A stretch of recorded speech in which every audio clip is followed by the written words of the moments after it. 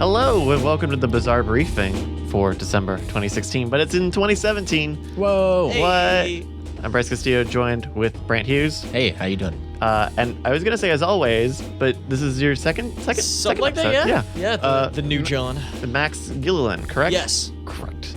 Welcome again, Max. Way to dox him, Bryce. I know, right? Jeez. Who are you again this over? He's going by new guy. And then you're like, oh, the intern. here's your government name. God. We can edit it. We'll edit it out. Sure, yeah.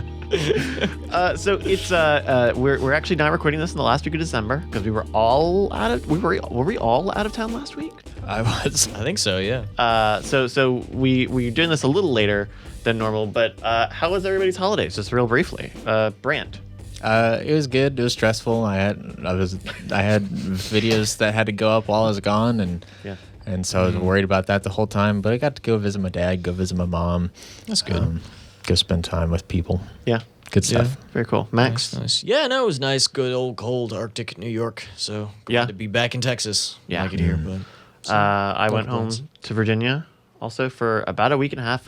I don't know. It was longer than I thought it would be, because I don't know. I was able to block out a certain amount of time where it's like, well, these podcasts will be off the air and they can do these without me, and I'll get these videos done ahead of time. And then I realized, oh man, this is almost 2 weeks. Yeah. Like away from I don't know, my home here in Austin. it just feels longer. Yeah. Family does that. Yeah. But I'm glad to be back in Austin and back here in the studio where a bomb has gone off apparently. What? Apparently it because it's a mess. Oh, right. One destruction. It at the very least needs a vacuuming, so I will probably be doing that between these shows.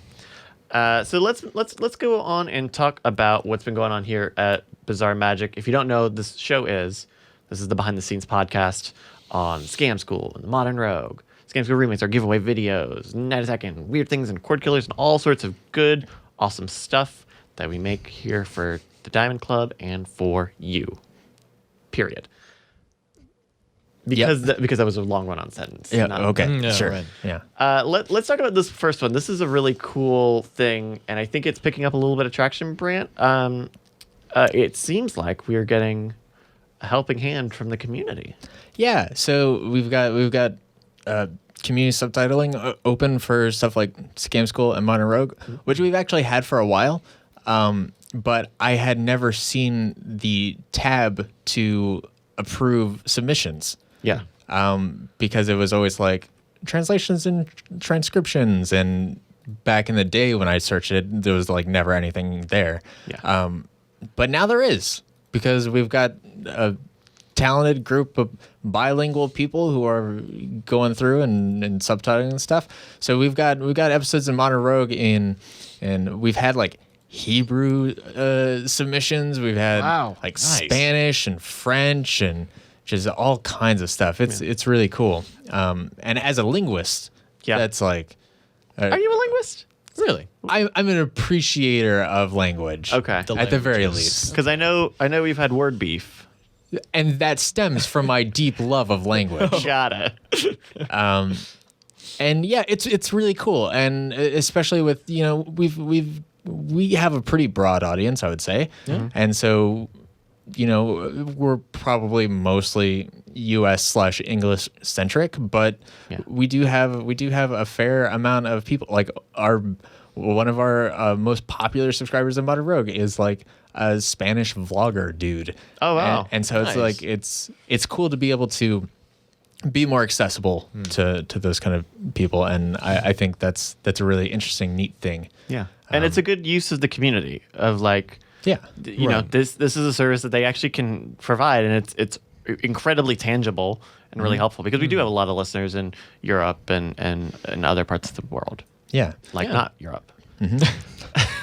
Everywhere else. So like about how many like translations have we gotten? Like a dozen or so, maybe. Yeah. Okay. Yeah, I would say.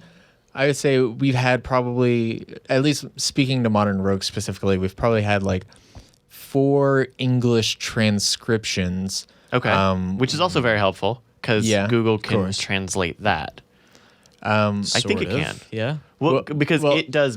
It has machine translation for caption. So you can do auto transcription, and then you can go through and edit that if you want. But like honestly, it's better. So the best tool that they have is you go through and you start watching the video, and then as you type, it pauses the video. Oh, so, yeah. So Oh, you nice. listen to like a line of dialogue, Right. you And then type start it out, typing and it'll pause. and it'll pause, and then when you're done, you go to the next line, and you just keep doing that, and then so you've got this text box full of a bunch of text that's all of the episode, and then you say set timings, and it basically takes all of that text, listens for that text, and then sets the timings in the video to where it should be. That's amazing. And usually it's pretty good. I mean, I have to go through and mess with it sometimes, and you really can't do. Like I like to do a little bit of flavor text sometimes. Like I think it's really important to include sounds. So like we did the shortwave episode of Modern Rogue. Yeah. And Right. like a really integral part of that is the weird The noises whirring, that it's making. yeah. Yeah. And so if you're hearing impaired, you're not really going to be able to hear that. So it's really important to have like descriptions of that there. Yeah. But you can't include that in the set auto timings because then Google's like, it's listening for the words word that that- you're describing. messy, yeah. So it kind of freaks out and then screws up the rest of your stuff. Yeah. So you kind of have to leave that out and then add it back in once you've said like all of the spoken dialogue. Gotcha. And then, of course, you can also just go through and manually go, okay, type it in and then set the timing individually for each line that you want to do or whatever. We were we used the closed captioning as a gag for one of those last giveaway videos of 2016. Yeah. And one of the really cool things that I noticed on that was I didn't set the timing because it wasn't timed to what he was saying. Right. But it was actually able to pick an appropriate length of time for how long that caption was. Just like it rough guessed it, but it was really the timing on it was really good. I think those tools are way more powerful than I think a lot of people expect, and not a lot of people use them. But but for people who are hard of hearing or in a different language, it's really important. Yeah, and I think the way that sometimes other languages go, if you have like if we have English set for a video, somebody who's bilingual can say, hey, I want to add subtitles for Spanish for this, and it'll show you like the English transcription. Oh, and then right you next to it. basically As you just go. do like one-to-one basically, Yeah. and it keeps all the same timing and everything. Yeah, wow. Wow. Which is cool. And then they wouldn't even necessarily have to watch it with the video. They can do it based off of the Right. original transcription. Pretty much. That's amazing. And Cool. And yeah, and so that's one of the reasons why like I have a big push for like going through and doing the transcriptions and stuff, because then that makes it easier for other people to do translations of it. Yeah. But I just don't always have the time to do it. Sure. Right. Max, earlier you mentioned that you were a little like, oh, internet people doing weird stuff. So the way that I get around that is, one, at the beginning of every community translation, I put in the language that it is community translation, like Right. right up at the top. So So that you way know it's that like just a in little bit of case. like, oh. Yeah. And then you can also name the stuff. So I just do community. So that way when you look through the closed caption options, you see like Spanish community Oh, or whatever. gotcha, So that way right. you know immediately. someone else made That it. might be a Yeah. little funky, Yeah, and Because it's not like you can go in and like check. well, so Google has their translate.google.com. Right. So they're already doing a bunch of translations. So you can see the Spanish translation, and then it auto translates to English underneath it. Oh no. So you can God. verify what they're saying more or less. yeah. Wow. And then also if it's like, it's a weird thing of if it's like a Spanish translation of your already English transcription, you see the English transcription, the Spanish translation, and then the Google auto translate of the Spanish translation. Oh man. Wow. Yeah. That's amazing. It's really cool. It's so cool. It makes me really happy to see all that stuff. Well, that's awesome. That's I'm super really cool. glad to hear that we're getting more and more of those in. Please keep doing them over at Modern Rogue and on this Game School channel.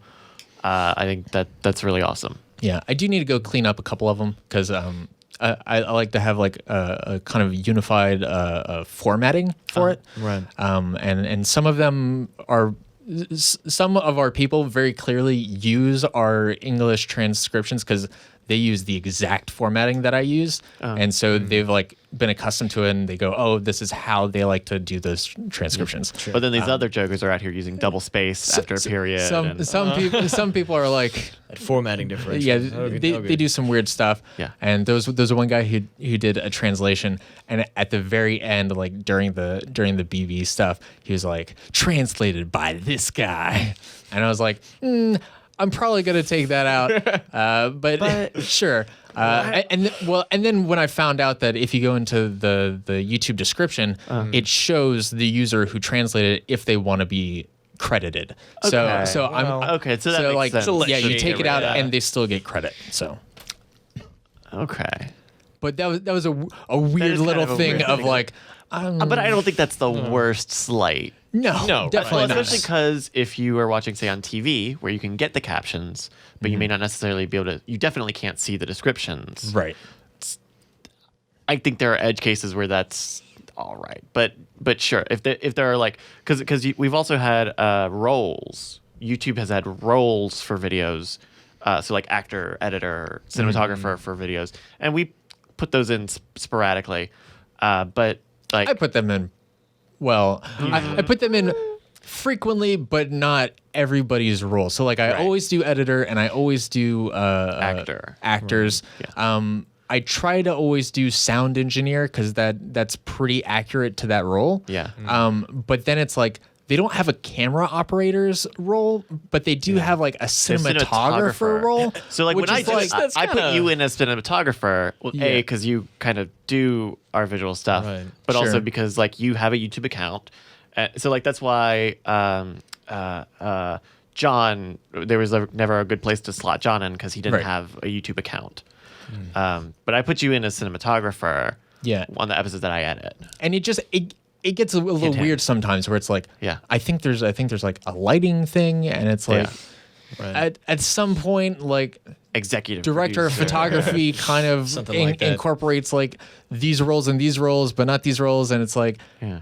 it gets kind of weird with like spacing out exactly who it is. So it is nice to sometimes like put names in descriptions with exactly what their roles are.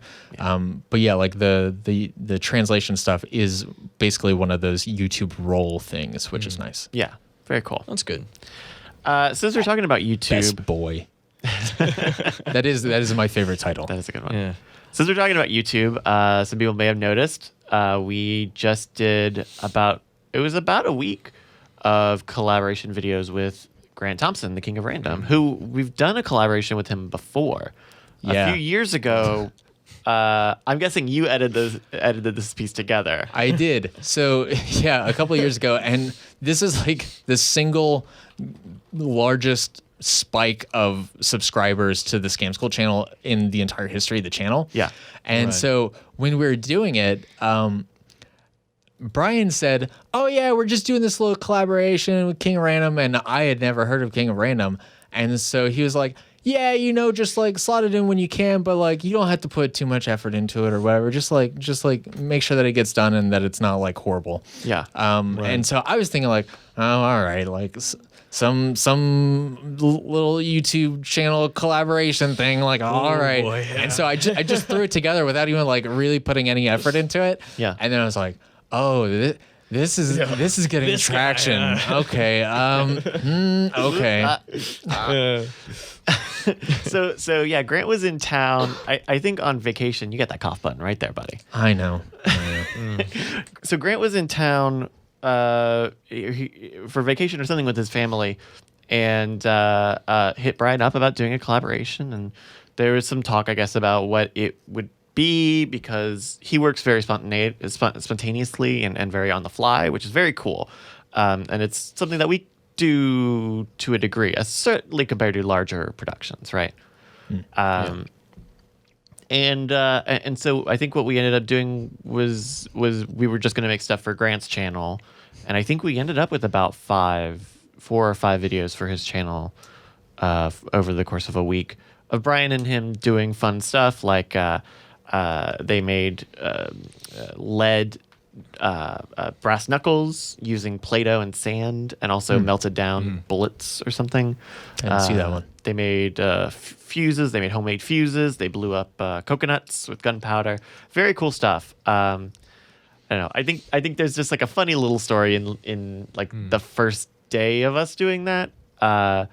Grant and Brian had gotten together a little earlier in the day, and we're just planning stuff out and thinking like, okay, we need this and that and the other thing, and so I don't know. At some point, I don't know if all three. Yeah, at some point we were setting up the warehouse because we were going to shoot it kind of like a Modern Rogue thing, right, with the multiple cameras and and I wouldn't say we're very highly produced to the point of like having a script or saying like, hey, take that line again. Right. Yeah. We do it pretty on the fly, but there was just a point where the conclusion from everybody was like, hey, these guys are just going to do it themselves.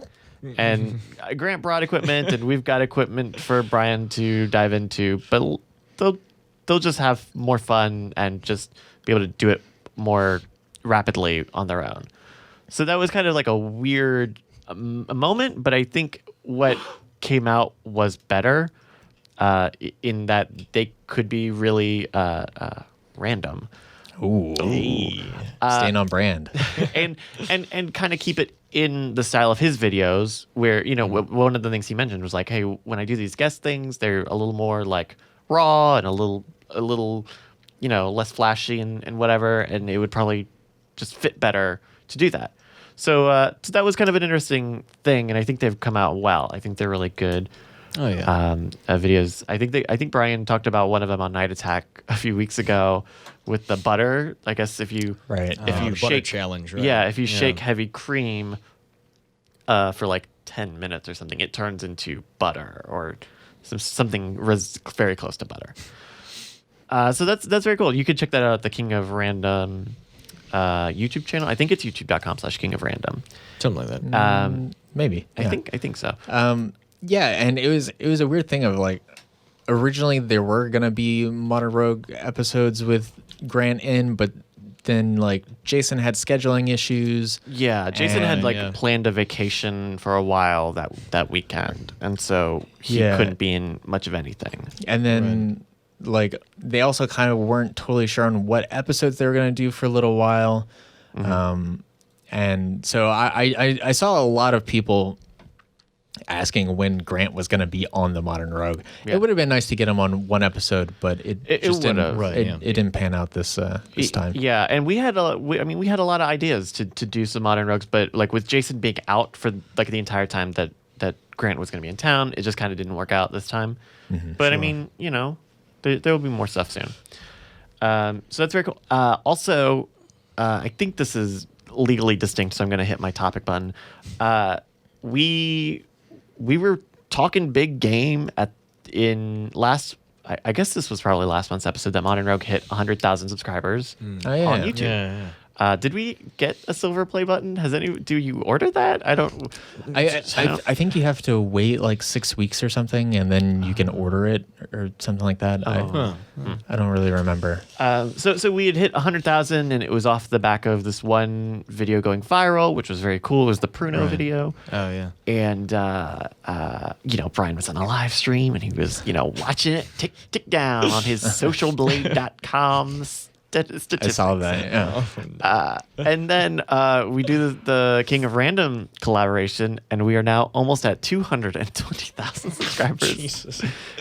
In like 2 or 3, like in a very short clip after that King of Random stuff, which is great because the stuff that we do is kind of similar to his. Is just sciencey and like interesting explorations of stuff.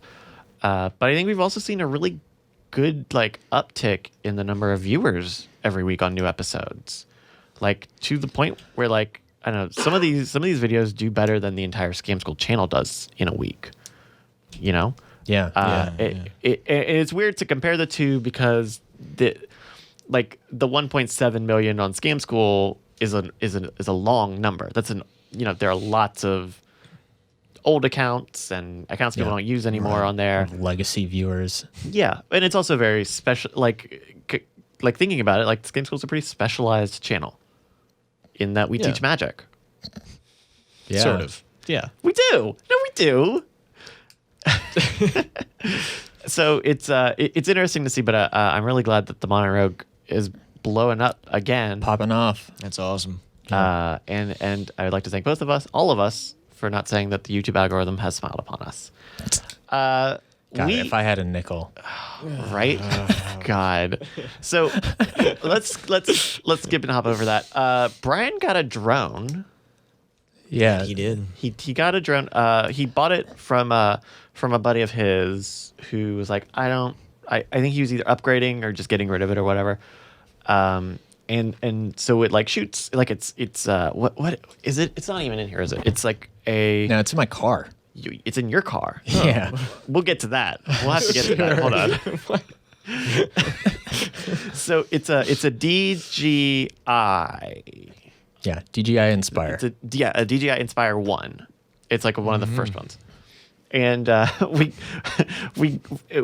got it, and I remember we were in here after this was after maybe a giveaway video or something, and he had just gotten it, and we probably spent like 2 hours trying to figure out how to get it to work because the guy he bought it from, I think the last time he used it, it didn't shut down all the way because it like collapses on itself supposedly, and so if it was like mid collapse.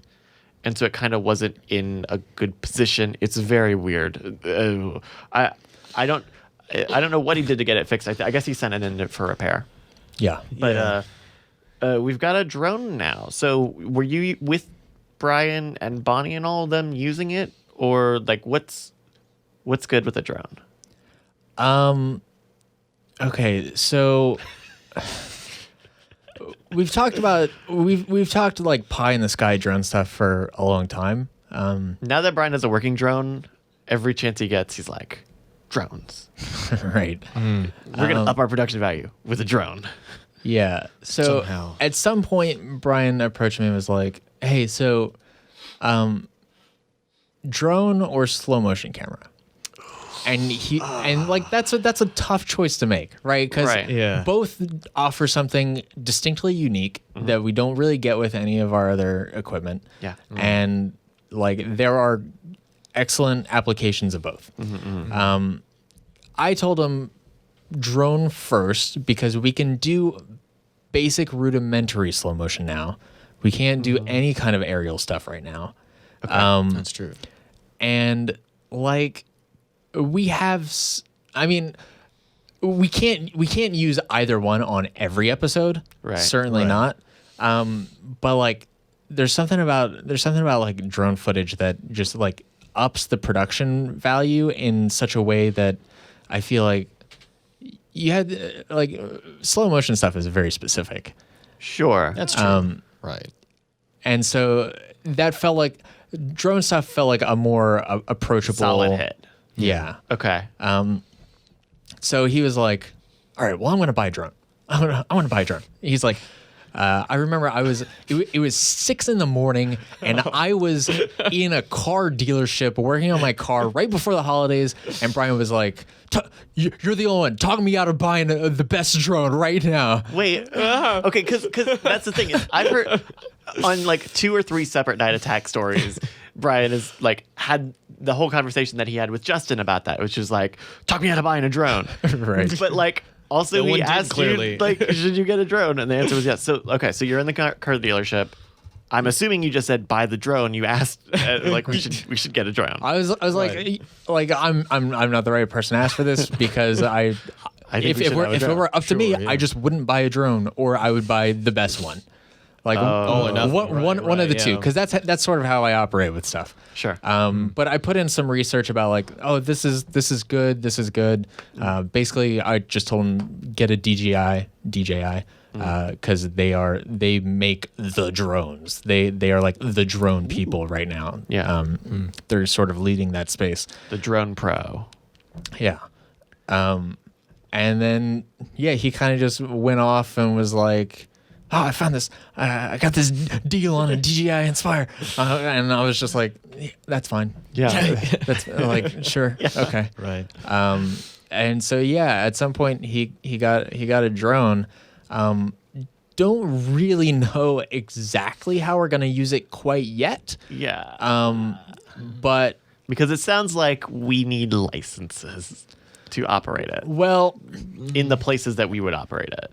Maybe. Or at least Probably. like, we Okay. would need them. so technically speaking, anybody who flies a drone should have a certificate from the FAA or whatever. Yeah. So basically, it requires a little bit of testing. It's like a 50 question test or something, but it's about like flight regulations, and it costs like $50, $100 maybe for like the application or whatever.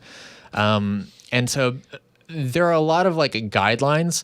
And so it's like, fly under 400 feet because that's a certain grade of airspace that other air flight doesn't go through. And like, don't fly over crowds. Don't fly over this. Don't do this. Don't do this. Don't do this. And so there's a lot of stuff to keep in mind. And actually, we need to get that registered with the FAA. Oh. Because technically, every drone is supposed to be registered. A lot of people don't do that. That's right. That's weird. Yeah, and I feel like if we're just using it out at Brian's parents' house or something, Oh, sure. No one's then gonna- it's like right. I don't feel like super bad about maybe hypothetically using it without a certificate or anything. But if we wanted to do something like downtown Austin, like we definitely. not even gonna like humor the idea. Well, because that, Right. like, especially in terms of like the applications for, say, Scam School, the idea was, we can get nice aerial location footage of the Yeah. bars. But also, those are bars where people are at and in populated areas where cops like to look and Yeah. In observe Texas. things. So there are privacy regulations, but yeah, Yeah, it's a weird thing. like there are like guidelines that like if as long as it's not more than 6 feet above ground on like public spaces, then you don't need to worry about like releases or anything. Right, because it's a expectation of privacy in public. Yeah, something Right, like that. And yeah, there's also like you have to worry about like restricted airspace and like A lot of restricted airspace over Moon Tower Saloon, let me tell you. well, so Oh, wait, really? no, Moon Tower is fine, but so we've got the airport, and there's a 5 mile radius around all airports, which you have to worry about. And then also we have a stadium in Austin, and when there are home games in that stadium, there's a 5 mile radius around that. And so that applies like an hour after and an hour before games start, and then throughout the whole game. And so you have to like keep in mind all of these different variables. Yeah. It's a whole thing. Under 300 feet, it's either 300 or 400. I don't remember. The drone. We need to know. The quiz is coming up. Yeah, the drone won't let you fly higher than 400. Oh, okay. Well, that's probably that's a good idea. Yeah. Yeah. So what's the plan? Are you like intent on getting certified or licensed? Both Brian and I are thinking about it. Yeah, because he asked right. if I wanted to too, and I think that's probably not the hardest thing in the world to do. Yeah, and so you do have to learn a little bit about the systems in play with Aviation. aviation stuff, which is like a lot of it's actually really common sense. Like I went down a test, like a sample test. Yeah. And a lot of it's like, yeah, if you kind of know these basic guidelines, you can totally breeze through half of it. The other half is like kind of obscure, like aviation stuff that you'll literally never use if you're just flying a drone around for episodes of Modern Rogue. Yeah. But it's part of the test. So yeah, it's something I'm considering, but it's also the kind of thing where like I have to find the time to study for it. get in that. Did you get a chance to use the Inspire? I mean, it's in your car. Yeah, so I came over yesterday, and we played around with it in Brian's backyard for a little bit. There's like a cool 2-person pilot mode. Right. So like one person can navigate, can drive the drone itself, and the other person can control the camera. There's Yeah. a 4K camera on it. How was that? It was pretty good. Nice. I felt like the axes were backwards from what I would want. With flight control. Standard gamer. Notoriously inverted. No, actually, I mean like like the left stick should have been like lateral, and the right stick should have been up and down. Weird, Weird. But like you totally get used to it. Yeah. Just hold it upside down. Sure. It was definitely it was a lot of fun to mess with the camera. Yeah. Flying the drone itself is a little bit of a scary prospect. Because like you're up there fighting winds and people. Well, and so the Inspire, doesn't it have some stable like this isn't just like a cheap chintzy little drone. Right. Like this is a heavy duty like. My understanding is that it has some stabilization stuff where it can understand when there are winds and pressures and can actually like correct for some of that. Sure. Were you was it that you were fighting against that, or was some of that just like how much of that did you feel like was there? It felt like it was there enough to get decent footage. Yeah. Right. But if you're like navigating around Brian's house or whatever, like Inside? no. Oh, okay. I was like, he already like a terrible idea. screwed up his hand once. Yeah. But it's just like sometimes like most of the time when you're actually moving the drone, you kind of need a line of sight of the drone to actually see it and its body and make sure that it doesn't collide with anything. You can't really rely on the camera or whatever. So it's like when you're trying to do like fine tuning stuff and it kind of has like that mid air sway to it. Yeah. It makes you feel pretty nervous. But like when you look at the footage, it's not really appreciable. Yeah. It's for the most part pretty smooth. That's good. I didn't get a chance to look at any of that drone footage, and I just saw that we deleted it all. Yeah, because Brian used up all of our Slack data. 4K footage. Like, you have to show me where it is, and maybe I can take another look at it, or take a look at it. But that's really cool. Also, Brian, I'm gonna keep this short because he spent a whole episode of Night Attack talking about it. He screwed up his hand pretty royally on the blade of that thing. Were there blood stains on it when you guys are using it? Well, apparently all of the wings were like scuffed up pretty bad from Bonnie kicking the drone after. Yeah, so so the long and short of it is that they timeline. Sure. Brian wants to buy a drone. Brian spends a lot of money on a drone. Brian realizes that the drone isn't working. Brian sends it off to get repaired. Right. Brian gets it back, flies it around, cuts his hand open, tries to grab it mid-flight. Oh God, no! Because it wouldn't shut down. Like for some reason, he was afraid of it being near kids or something, and it was too low, and so he's like, I'm just gonna wrestle this bad boy, and then it shuts off. But he really gashed his hand open. He got like a dozen stitches, and then Bonnie kicked it. Yeah, just like to put a cherry on top. She kicked it. I think it has extra extra blades. It does. So that's good. It just like I was listening to it later because I had to listen to the Night Attack. I couldn't watch it live. And when I heard that she kicked it, I just texted Brian. She kicked it. Why did she kick it? Oh man, but just another day of Bizarre Magic Inc. Yeah, kicking drones, right? I mean, hey, pretty much. What other job could one of your coworkers kick a drone? Sure. And you could potentially kick a drone too. We could all kick a drone. I mean, think about if we had that slow motion camera, we could have kicked a slow motion camera. Man, okay, kinesthetics, okay. Yeah. Man, all right. Okay, speaking of cameras, before we go on to the hot fire topic, how's the new camera? It's pretty good. You were talking about you got a Sony A7S II. I did. It we went over it last episode. Listened to that. It's got like 1 million ISO and like 500,000 ISO. Sorry, please. 500,000 ISO. Yeah, you guys shot stand-ups with it over the weekend. I only saw a Yes. screen grab of the footage. How did you feel about like how it came out? And so if you actually go to my Twitter, you can see like a split side by side with the SLOG and the graded SLOG. Right. And so yeah, we shot all of the stand-ups this weekend in SLOG footage. Which is a color you go. space that allows for more fine-tuned grading in post-production. Yeah.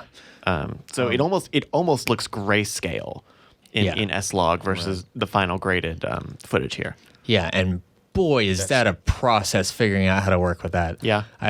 So I got DaVinci Resolve, which is Blackmagic's free kind of non-linear editor, but everybody uses it for color editing because color grading because that's what it's good at. Yeah.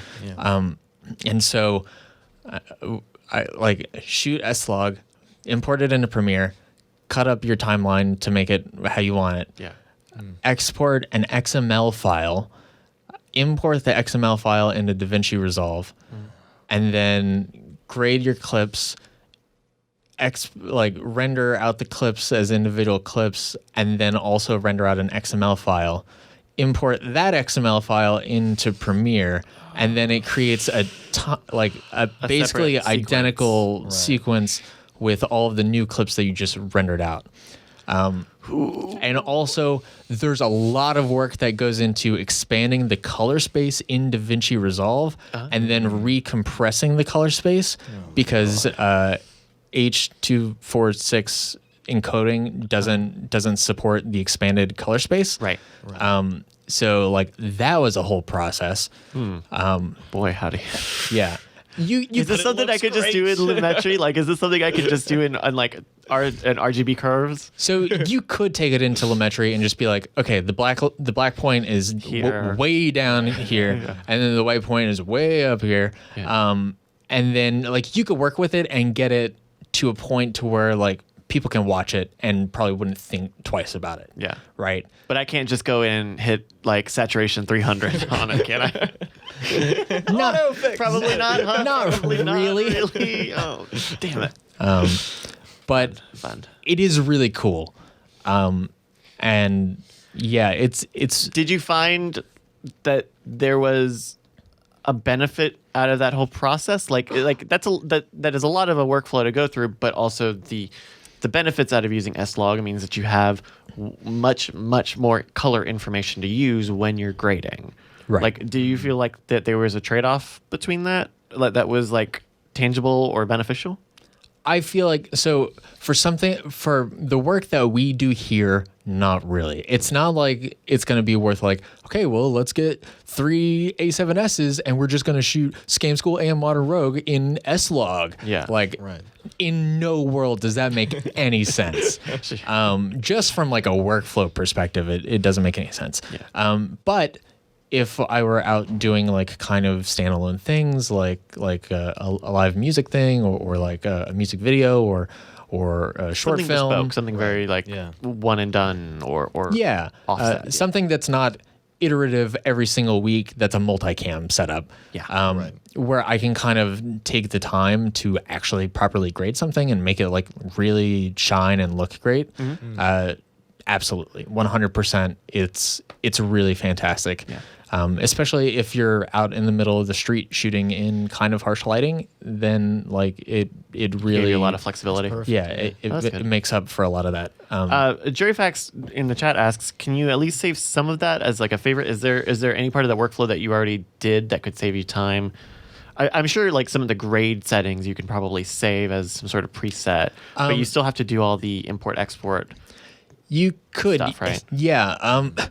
Honestly, I think the hardest part of that entire process is figuring out how to do any of it. Yeah. Right. Actually doing it is not really that hard. I mean, you get your clips into Resolve and then you just do basically what you would do in Premiere, and you just like move around sliders until it looks good. You know. Yeah.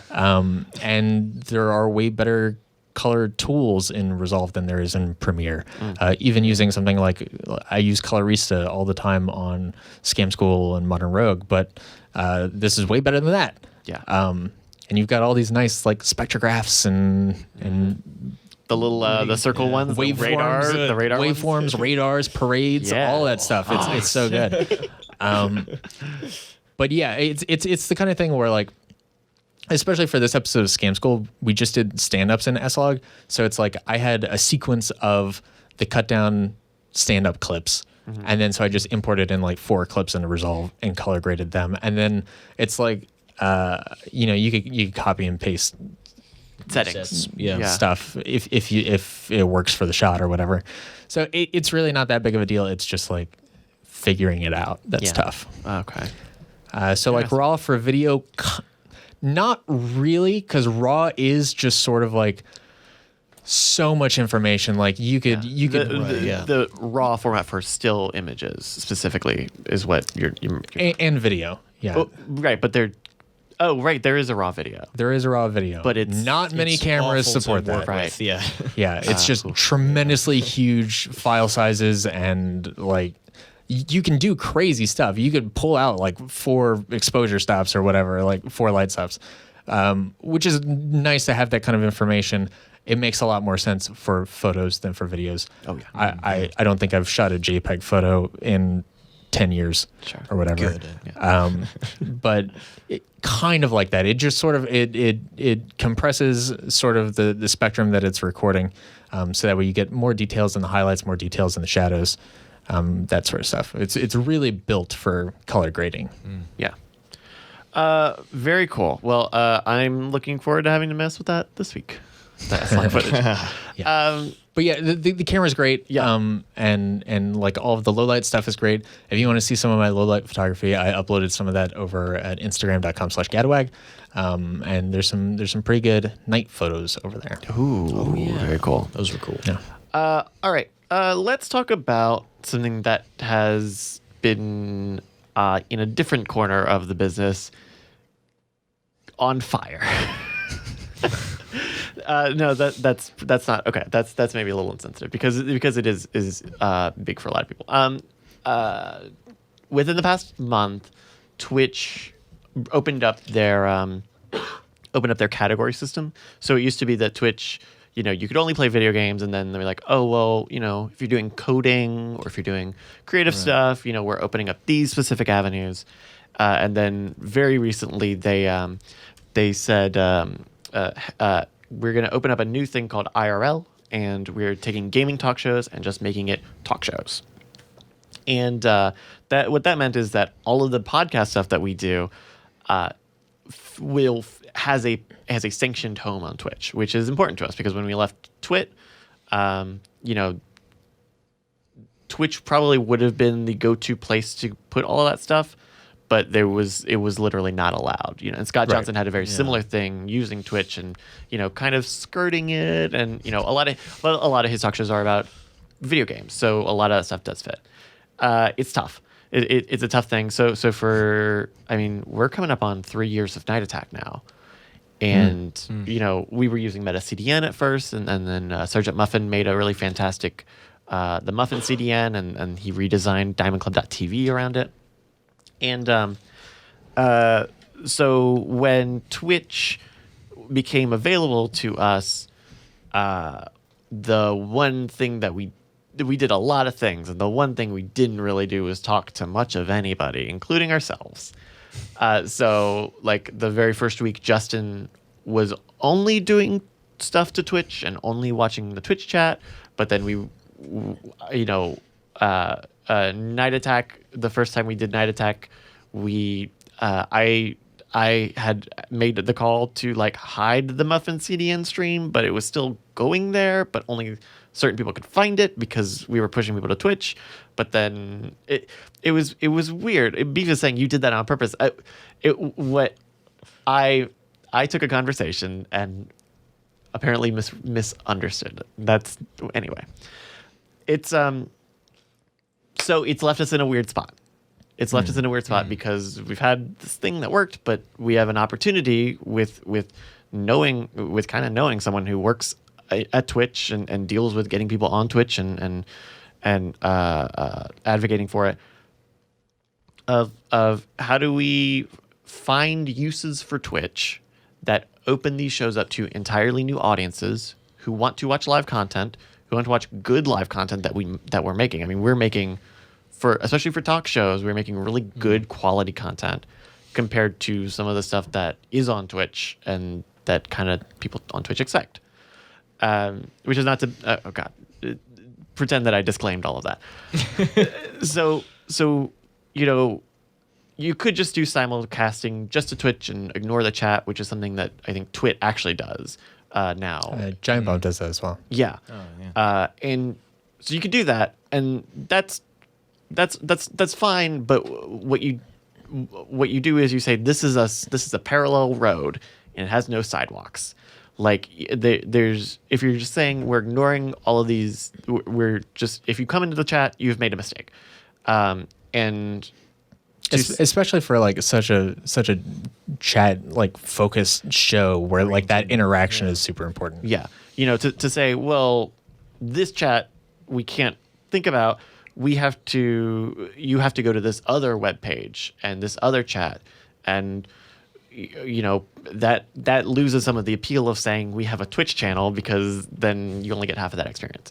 On the other hand, you definitely have people who are reacting very strongly and to the idea that we want to get rid of diamondclub.tv or the CDN or the chat room, and like no.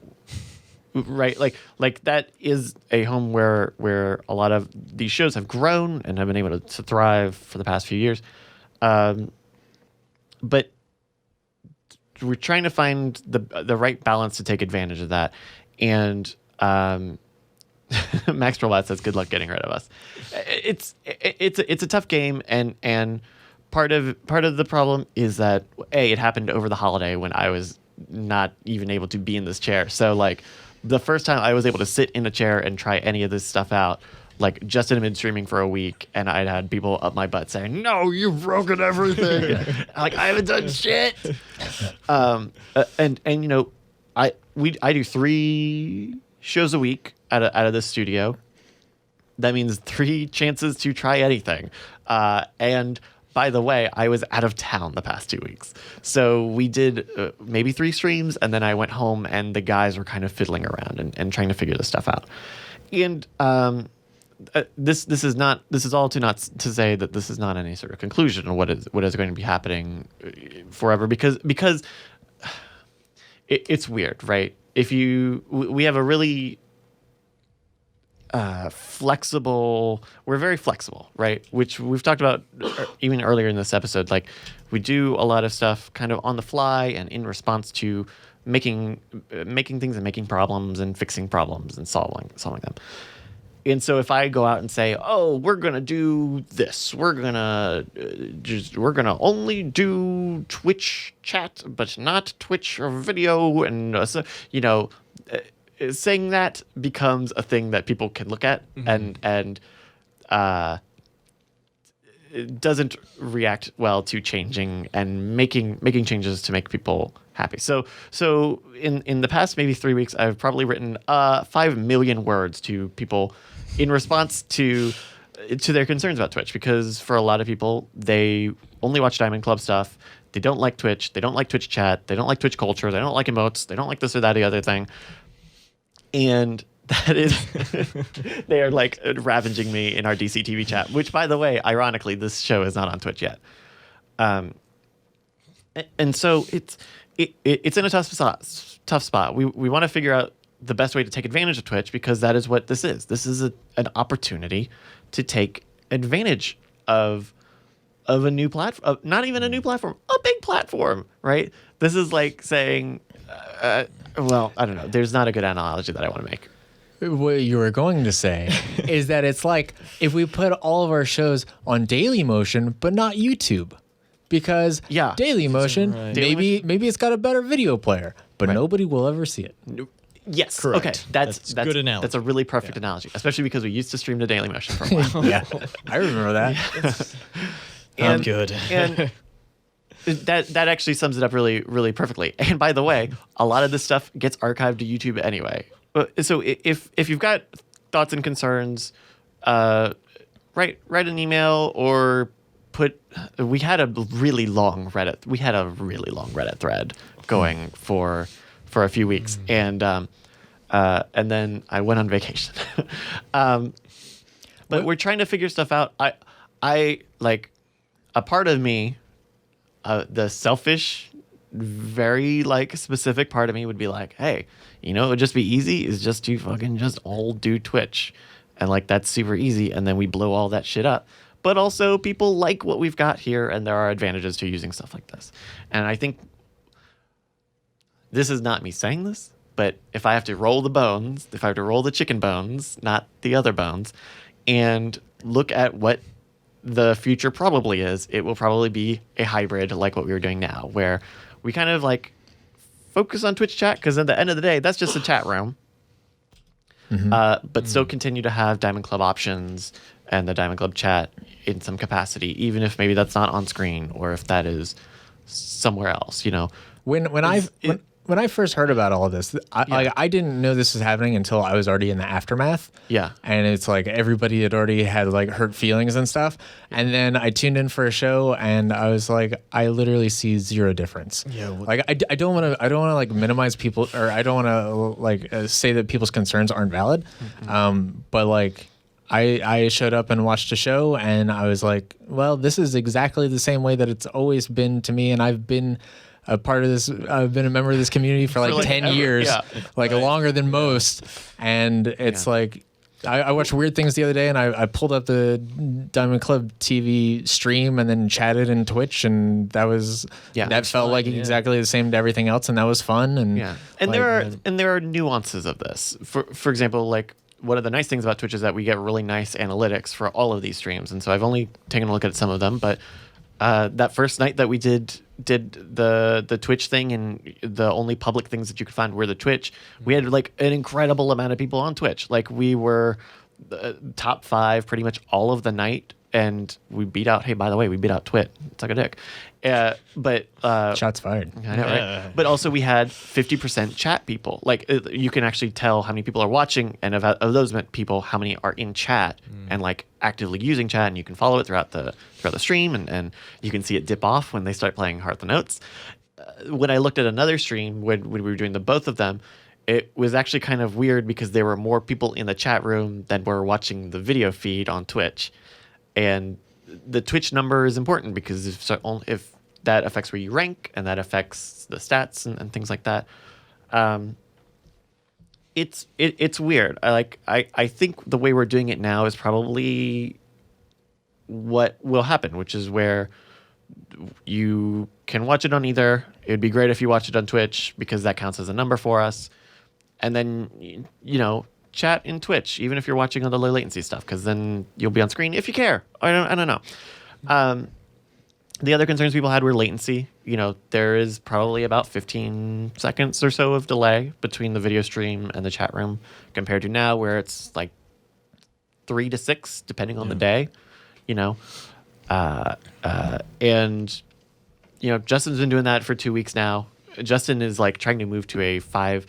Justin is Brian's co-host, by the way, new listeners, on one of these shows. He's been doing 5, you know, about, Tensor Guy is like counting out stuff for some reason.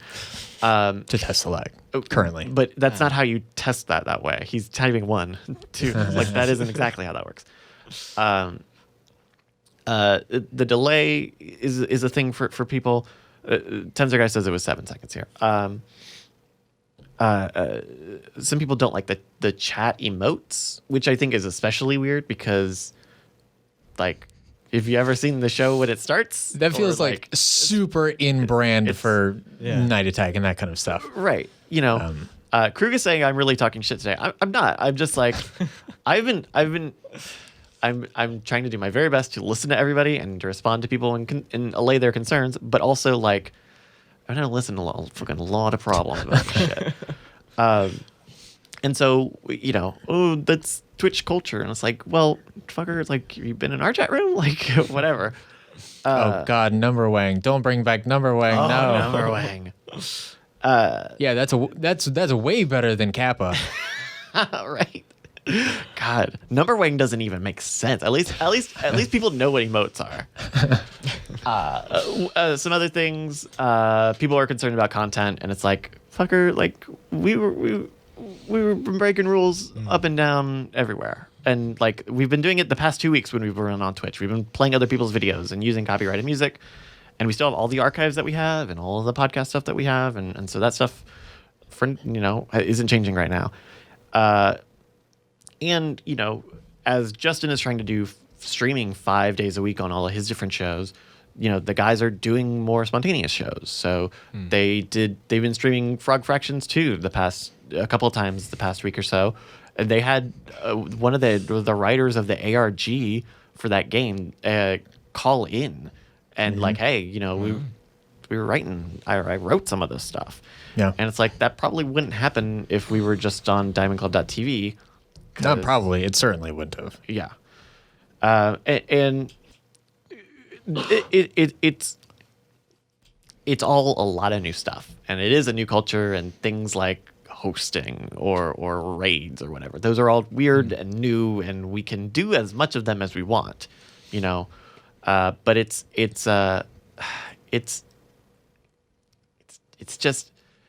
whatever it is. The transition started off really rocky, and I've apologized a million times already for it, so I'm not going to do it here. But it started off kind of rocky, and I think we're figuring out a good rhythm. And I think at this point, you will just kind of have to trust us and like check this shit out as we continue to do the stupid things that we've done before, and just like trust that that's going to keep happening. So that's what I have to say to that for the very specific fraction of people who listen and care about this. But like the people in the live, like we have a lot of people in the live chat today, which we almost never do for the show. And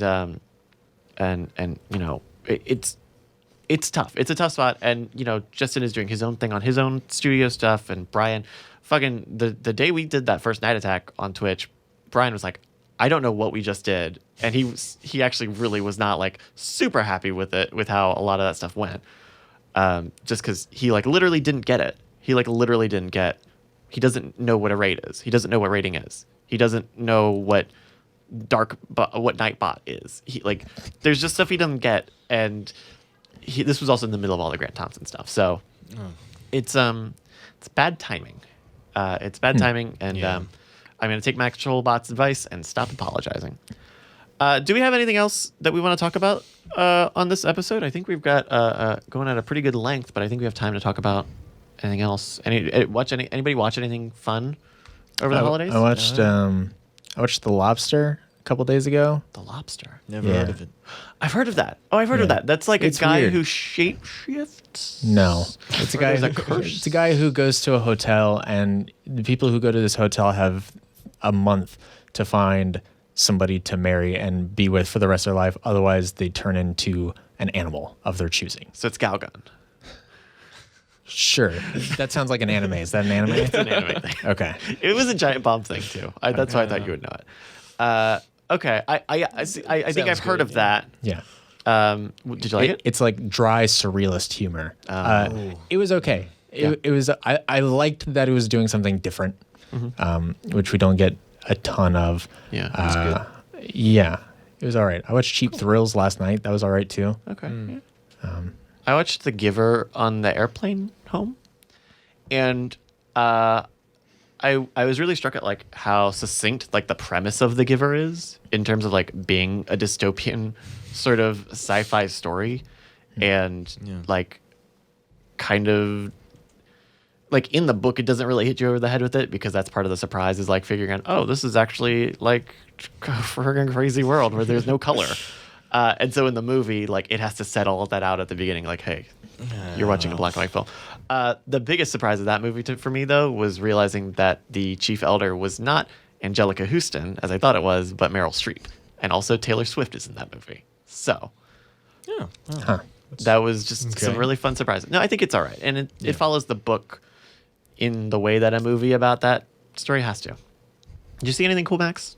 Anything really? with the family? Nope. No? Yeah. I started playing Fahrenheit Indigo Prophecy, Yeah. How do you, Nice. which is kind of great. I sort of love it. I sort of really love it. in like a bad movie kind of way, because it's a very bad movie sort of game. Like, That's what makes it fun. You go into the tutorial and you have a conversation with David Cage, the director of the game. And he's like, hey, I'm David Cage. And he says it with like his French Canadian accent. And he's like, hey, I'm David Cage. And this is the game that you're playing right now. You're this test dummy. Let me tell you about how the camera system works in this game. And it's like absurd and amazing, and I sort of really love it. But Oh, that's right. yeah. And then David you kill a guy against your will, and then you go back to your apartment and play guitar for like half an hour. Yeah. It's really great. I would tell you that that's the height of weirdness, but that game It's goes not. No, places. it's worse. Yeah. That game goes so much worse. So I got it for like $3, and it's Yeah. paying off. Is that that's Good. the remastered one that they Yeah. did on the PC, right? Oh. Does that have the sex scene still in it? I know at some point they took them out. Um, There was like one early on with the dude and Yeah. the chick. And Yeah, I that's think there. There's one. I don't know if the one later on is implied or not, because one of those people is a ghost. Ooh. Spoilers. Spoiler Mr. alert.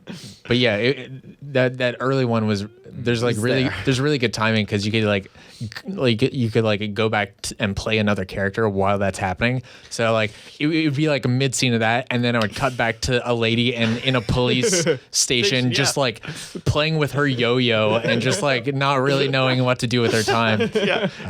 It's pretty Oh good. my gosh. Crazy. Good. Very cool. Also, I just got yeah. Thumper. Oh, nice. Thumper's very cool. Excellent. Yeah. Yeah. Thumper's neat. Man, Good time. talk about the Beatles rock band : Got 'em. Highway to Hell. Pretty much. That's great. I stole that joke from NeoGaf. All right. That's probably going to have to do it for the Bizarre. Also, Hitman. Play Hitman. Hitman is really good. Hitman is so It's good. amazing. very good. Yeah. Let's do plugs. Let's do the socials. Brandt? You can find me on Twitter, twitter.com/Gadwag, GATOWAG. Also Instagram and wherever else. Very But cool. not Facebook. Not Facebook. No Facebook. Don't do Facebook. Max? I'm still in the Stone Age, so like Twitter, and that's about it. At DG Old Fashion, nothing new. So Yeah. that'll happen eventually. Very cool. You can find me on Twitter and Twitch at Brycas, BRYCAS. You can find this show at bizarrebriefing.com. You can get the RSS, the link to the YouTubes, all of your Twitters, old episodes, show notes, time codes, all sorts of good stuff. You can also find us on YouTube, youtube.com/scamstuff. And until next time, we're going to see you briefly. Diamond Club hopes you have enjoyed this program.